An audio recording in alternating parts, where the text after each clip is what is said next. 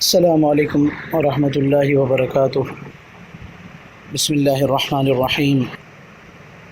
صدقۃ الفطر، جس کو احادیث میں زکوٰۃ الفطر بھی کہا گیا اور جس کو عام لوگ فطرانہ بھی کہتے ہیں، فطرہ بھی کہا جاتا ہے، اس حوالے سے احادیث میں بہت تاکید آئی ہے۔ اور صحیح بخاری کتاب الزکوٰۃ ابواب صدقۃ الفطر میں عبداللہ ابن عمر رضی اللہ عنہ کی ایک روایت ہے کہ فرض رسول اللہ صلی اللہ علیہ وسلم زکوٰۃ الفطر صاعا من تمر او صاعا من شعیر علی العبد والحر والذکر والانثى والصغیر والکبیر من المسلمین وامر بها ان تؤدى قبل خروج الناس الى الصلاة، کہ رسول اللہ صلی اللہ علیہ وسلم نے مسلمانوں کے ہر غلام اور آزاد، ہر مرد اور عورت، ہر بچے اور بوڑھے پر 1 سا کھجور یا پھر 1 سا جو تقریباً 2.5 کلو بنتا ہے، سا یہ ایک پیمانہ ہے عرب میں،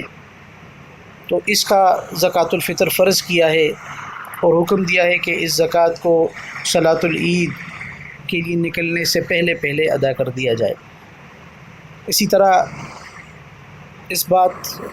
میں یہ وضاحت ہو گئی ہے اس حدیث میں کہ زکوٰۃ الفطر گھر کے ہر فرد کی طرف سے ادا کیا جائے گا، جس میں گھر کا سربراہ، بیوی، بچے، والدین اور اس کے علاوہ اگر کوئی زیر کفالت افراد ہوں اس گھر میں، نوکر ہوں یا غلام ہوں، تو وہ سب اس میں شامل ہیں۔ اور عثمان رضی اللہ عنہ کے حوالے سے ایک ان کا قول ملتا ہے کہ ماں کے پیٹ میں بھی اگر بچہ موجود ہے تو اس کی طرف سے بھی زکوٰۃ الفطر ادا کی جائے۔ اب اگلا سوال یہ ہوتا ہے کہ زکوٰۃ الفطر کن چیزوں پہ دیا جائے، یا کن چیز کو کوئی اس کا جو پیمانہ تو سا بتا دیا گیا، لیکن کس چیز کا سا ہونا چاہیے۔ تو ابو سعید خدری رضی اللہ عنہ صحیح بخاری کتاب الزکوٰۃ ابواب الفطر میں یہ روایت لائے ہیں کہ كنا نخرج زکوٰۃ الفطر صاعا من طعام او صاعا من شعیر او صاعا من تمر او صاعا من اقط او صاعا من زبیب۔ یہ ابو سعید خدری کی روایت ہے صحیح بخاری میں، اور فرماتے ہیں کہ ہم گندم کا 1 سا یا جو کا 1 سا یا کھجور کا 1 سا یا پنیر کا 1 سا یا منقع کا 1 سا زکوٰۃ الفطر نکالا کرتے تھے۔ منقع کی جگہ کشمش کا بھی ذکر ملتا ہے کہ کشمش بھی دیا جا سکتا ہے، اور اسی طرح کی دوسری روایت بھی بخاری کتاب الزکوٰۃ ابواب الفطر میں، صدقۃ الفطر کے ابواب میں موجود ہے۔ اب ذرا ہم دیکھتے ہیں کہ یہ حدیث میں ایک تو فرضیت کا بتا دیا گیا بخاری کتاب الزکوٰۃ کے حوالے سے، اور پھر اس کا جو پیمانہ ہے وہ بھی بتا دیا گیا، یعنی اس کی مقدار بھی بتا دی گئی۔ اب مقدار جن چیزوں سے نکالنی ہے یا جن چیزوں کی نکالنی ہے وہ بھی بتا دیے گئے۔ اس میں ہم دیکھ لیتے ہیں کہ جو اجناس بتائی گئی ہیں، جو چیزیں بتائی گئی ہیں، ان کی ترتیب کیا ہے احادیث کے حوالے سے۔ تو آپ دیکھیں اس میں ایک تو گندم بتایا گیا، اور جو بارلے وہ بتایا گیا، اسی طرح کھجور، پنیر اور منقع یا کشمش، سا کا ذکر بھی آ گیا۔ تو ان 5 چیزوں میں سے کسی ایک چیز کی جو ہے 1 سا کی مقدار میں نکالنی ہے صدقۃ الفطر، اور ہمارے پاکستان میں جو پیمانے استعمال ہوتے ہیں اس کے لیے تو وہ کیجیز میں استعمال ہوتے ہیں، تو 1 سا 2.5 kg کا ہے، 2.5 kg کا۔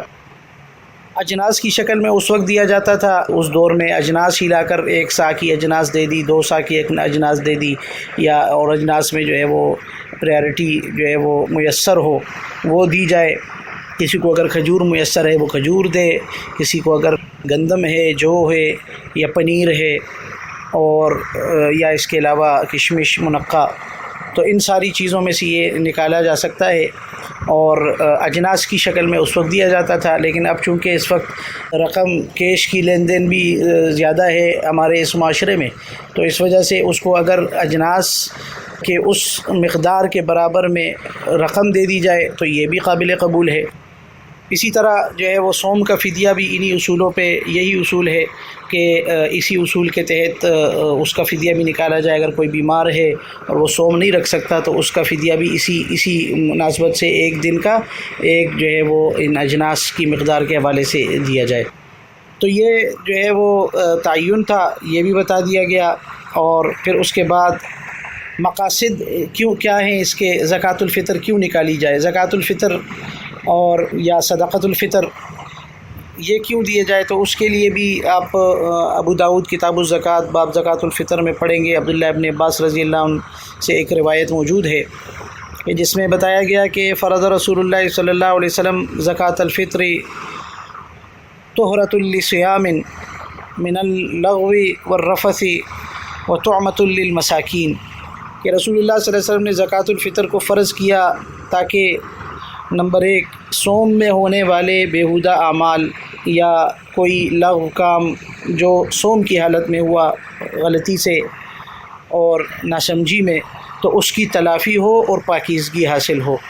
اور دوسری وجہ یہ بھی بتائی گئی اس حدیث میں کہ مسکینوں کے کھانے کے لیے رستہ نکل آئے، تاکہ رمضان کے مہینے میں جو مسکین اور غریب لوگ ہیں ان کے لیے بھی کوئی رستہ مل سکے، ان کو بھی کھلایا جائے، ان کے لیے بھی کوئی رستہ ملے۔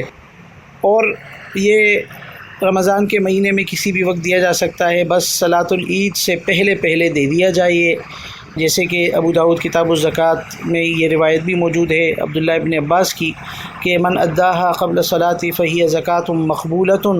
ومن اداها بعد الصلاۃ فہی صدقۃ من الصدقات۔ عبداللہ ابن عباس بیان کرتے ہیں کہ اگر زکوٰۃ الفطر یا صدقۃ الفطر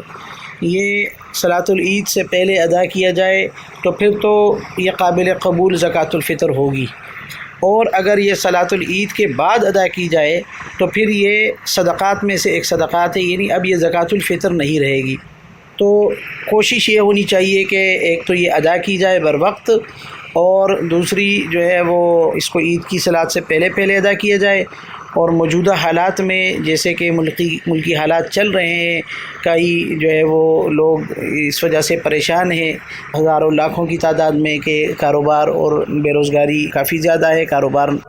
جن کے ہیں وہ بھی پریشان بیٹھے ہوئے ہیں، تو اس میں تو زیادہ کوشش ہونی چاہیے کہ جلد سے جلد نکالی جائے۔ اور آپ دیکھیں کہ نبی صلی اللہ علیہ وسلم کا حکم موجود ہے عبداللہ ابن عمر کی روایت میں، ابو داؤد کتاب الزکوٰۃ باب متى تودع، کہ امرنا رسول اللہ صلی اللہ علیہ وسلم بزکوٰۃ الفطر ان تودع قبل خروج الناس الی الصلاۃ، یہ حکم ہے نبی صلی اللہ علیہ وسلم کا کہ اس کو عید کی صلاۃ سے پہلے ادا کر دیا جائے۔ اسی طرح یہ پہلے بھی ادا کی جا سکتی ہے، یعنی عید کی صلاۃ سے پہلے دنوں میں بھی ادا کی جا سکتی ہے، جیسے کہ ابو داؤد کتاب الزکوٰۃ میں یہ ذکر موجود ہے۔ عبداللہ ابن عمر کا عمل، ان کے جو غلام ہیں نافع جو تابعی بھی ہیں، وہ بیان کرتے ہیں کہ فکان ابن عمر یودیہا قبل ذالک بالیوم والیومین، کہ عبداللہ ابن عمر عید سے ایک دو دن پہلے ہی زکوٰۃ الفطر ادا کر لیا کرتے تھے۔ تو اب آپ دیکھیں کہ یہ ساری روایات موجود ہیں، اور میں انشاءاللہ تلاش کروں گا کہ وہ نصف سا کا جو ہے وہ بھی مجھے مل جائے، تو وہ بھی انشاءاللہ میں شیئر کروں گا۔ فی الحال جو خلاصہ کلام جو ہے وہ اگر ہم بنائیں اس کا، تو سب سے پہلی بات تو یہ ہے کہ زکوٰۃ الفطر ہر مسلمان پر فرض ہے، جیسے پہلی حدیث میں بتایا گیا کہ چاہے وہ غلام ہو، چاہے وہ آزاد ہو، چاہے عورت ہو، مرد ہو، چاہے بچہ ہو، بڑا ہو، تو ان سب کے لیے یہ بتایا گیا کہ ان کی زکوٰۃ الفطر ادا کی جائے۔ اسی طرح عید سے پہلے ادا کی جائے، 2-3 دن پہلے کا ذکر بھی ملتا ہے کہ 2-3 دن پہلے بھی ادا کی جائے، لیکن عید کی صلاۃ سے پہلے تو ادا کرنا بہت ضروری ہے۔ اور ابو ہریرہ کی ایک روایت ہے بخاری میں، اس میں بھی یہ معلوم ہوتا ہے کہ انہوں نے زکوٰۃ الفطر 3-4 دن پہلے ہی جمع کرنا شروع کر دیا تھا، یعنی 3-4 دن پہلے ہی ادا کرنا شروع کر دیا، اور گھر کے تمام افراد کی طرف سے یہ دی جائے۔ اسی طرح 2.5 کلو کا جو ہمارا پاکستانی پیمانہ ہے وہ 1 سا بنتا ہے، تو اس کی مقدار ادا کی جائے۔ اور ایک چیز یہ بھی سامنے آئی، چونکہ رمضان کا مہینہ ہے، اور رمضان میں یہ صیام، یہ تقوی اجاگر کرنے کے لیے یہ صیام فرض کیے گئے ہیں، لیکن اس کے باوجود بھی اگر بشری تقاضوں کے تحت کوئی غلطی، کوئی کوتاہی ہوتی ہے، کوئی کمی رہ جاتی ہے، تو بالکل واضح طور پر بتا دیا گیا کہ یہ جو ہے تطہیر کا ایک عمل ہے، کہ اس سے جو ہے وہ تطہیر کا عمل ہو جائے گا، وہ تلافی ہو جائے گی جو اس میں کوئی کمی کوتاہی ہوئی ہے۔ اور ایک اور بات جو واضح ہو گئی حدیث سے کہ یہ اللہ تعالیٰ نے یہ ایک رستہ بنایا ہے مساکین کو کھانا کھلانے کا، کہ اس کے ذریعے سے مساکین کے لیے بھی انتظام کیا جا سکے ان کو کھلانے کا۔ اجناس کی شکل میں بھی دیا جا سکتا ہے، یعنی گندم بھی دی جا سکتی ہے اور کھجور بھی دی جا سکتی ہے، اور اس کے جو ہے وہ مقدار کے رقم ہے، اس کی جو قیمت ہے وہ قیمت بھی ادا کی جا سکتی ہے۔ اسی طرح 5 اجناس واضح کر دیے گئے کہ 5 اجناس کی مقدار میں یہ دیا جا سکتا ہے۔ 5 اجناس سے مراد گندم، جو، کھجور، پنیر اور منقع یا کشمش۔ اور یہ جو چیزیں اجناس جو بتائی گئی ہیں، تو دیکھیں یہ بھی ایک سہولت ہی ہے کہ گندم کی قیمت الگ ہے، جو کی قیمت الگ ہے، کھجور اور پنیر اور منقع یا کشمش کی قیمت الگ ہے۔ تو اگر اس چیز کو بھی دیکھا جائے تو اس میں بھی جو ہے وہ ترتیب وار جو گندم کی مقدار قیمت ادا کر سکے وہ گندم کی مقدار ادا کرے، جو کی قیمت ادا کر سکے وہ یہ ادا کرے، جو کھجور یا پنیر یا جو ہے وہ جو اس میں کشمش کا یا منقع کا ذکر آتا ہے اس کی قیمت ادا کی جائے۔ تو یہ ساری جو ہے یہ بھی ایک سہولت رکھی گئی ہے کہ اگر مالدار ہے تو کشمش ادا کرے، کھجور ادا کرے، اگر کوئی جو ہے وہ متوسط ہے تو وہ متوسط چیزوں کی قیمت ادا کرے، اور اگر کوئی جو ہے وہ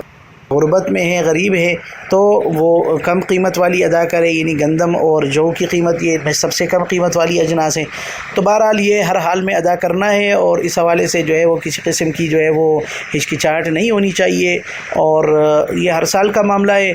پکا جو ہے وہ ہمارے علم میں ہونا چاہیے کہ یہ بہرحال ادا کرنا ہے، اور نبی صلی اللہ علیہ وسلم نے اس کی بڑی تاکید کی ہے، اور یہ حدیث میں آپ نے دیکھ بھی لیا۔ اس کے علاوہ اور بھی بہت ساری حدیث ہیں، لیکن یہ طوالت سے بچنے کے لیے یہ مختصراً جو ہے رکھا گیا ہے، اگرچہ یہ بھی کافی طویل گفتگو ہو گئی اس میں۔ بہرحال اللہ تعالیٰ ہمیں جو ہے وہ اس رمضان کے مہینے میں ہر قسم کے گناہوں سے دور فرمائے، اور ہماری کمی اور کوتاہیاں معاف فرمائے، اور صدقۃ الفطر یا زکوٰۃ الفطر بر وقت ادا کرنے کی ہمیں توفیق عطا فرمائے۔ اقول ھذا واستغفروہ انہ ھو الغفور الرحیم۔ السلام علیکم ورحمۃ اللہ۔